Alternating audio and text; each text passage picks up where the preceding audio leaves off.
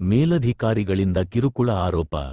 ನಾಗರಿಕ ಹಕ್ಕು ಜಾರಿ ನಿರ್ದೇಶನಾಲಯದ ಇನ್ಸ್ಪೆಕ್ಟರ್ ಕಣ್ಣೀರು. ಬೆಂಗಳೂರು ರಾಜ್ಯ ಪೊಲೀಸ್ ಇಲಾಖೆಯಲ್ಲಿ ಮೇಲಧಿಕಾರಿಗಳ ಕಿರುಕುಳದ ಆರೋಪ ಮತ್ತೆ ಮುನ್ನೆಲೆಗೆ ಬಂದಿದೆ. ನಾಗರಿಕ ಹಕ್ಕು ಜಾರಿ ನಿರ್ದೇಶನಾಲಯದ ಡಿಸಿಆರ್ಇ ಪಶ್ಚಿಮ ವಲಯದ ಇನ್ಸ್ಪೆಕ್ಟರ್ ಶ್ರೀನಿವಾಸ್ ಅವರು ತಮ್ಮ ಮೇಲಧಿಕಾರಿಗಳ ವಿರುದ್ಧ ಗಂಭೀರ ಆರೋಪ ಮಾಡಿ ಕಣ್ಣೀರು ಹಾಕಿರುವ ವಿಡಿಯೋ ಸಾಮಾಜಿಕ ಜಾಲತಾಣಗಳಲ್ಲಿ ಭಾರೀ ವೈರಲ್ ಆಗಿದೆ.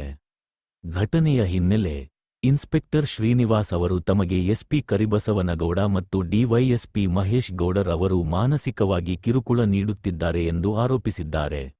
ಕಳೆದ ಕೆಲವು ಸಮಯದಿಂದ ತಮ್ಮನ್ನು ಗುರಿಯಾಗಿಸಿಕೊಂಡು ಶಿಸ್ತು ಕ್ರಮದ ಹೆಸರಿನಲ್ಲಿ ಹಿಂಸೆ ನೀಡಲಾಗುತ್ತಿದೆ ಮತ್ತು ಜಾತಿ ಆಧಾರಿತ ತಾರತಮ್ಯ ಎಸಗಲಾಗುತ್ತಿದೆ ಎಂದು ಅವರು ವಿಡಿಯೋದಲ್ಲಿ ಅಳಲು ತೋಡಿಕೊಂಡಿದ್ದಾರೆ.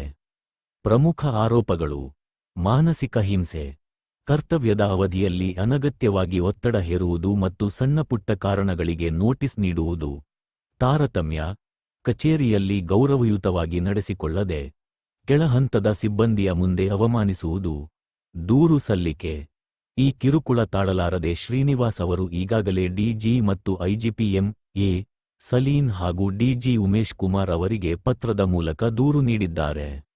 ಇಲಾಖೆಯ ಪ್ರತಿಕ್ರಿಯೆ: ಈ ವಿಡಿಯೋ ವೈರಲ್ ಆಗುತ್ತಿದ್ದಂತೆ ಎಚ್ಚೆತ್ತಿರುವ ಪೊಲೀಸ್ ಇಲಾಖೆಯ ಉನ್ನತ ಅಧಿಕಾರಿಗಳು ಘಟನೆಯ ಬಗ್ಗೆ ಆಂತರಿಕ ತನಿಖೆಗೆ ಆದೇಶಿಸಿದ್ದಾರೆ ಎಂದು ತಿಳಿದುಬಂದಿದೆ. ಇತ್ತೀಚಿನ ದಿನಗಳಲ್ಲಿ ಡಿಸಿಆರ್ಇ ವಿಭಾಗದಲ್ಲಿ ಅಧಿಕಾರಿಗಳ ನಡುವಿನ ಶೀತಲ ಸಮರ ಬೀದಿಗೆ ಬರುತ್ತಿರುವುದು ಸಾರ್ವಜನಿಕ ವಲಯದಲ್ಲಿ ಚರ್ಚೆಗೆ ಕಾರಣವಾಗಿದೆ.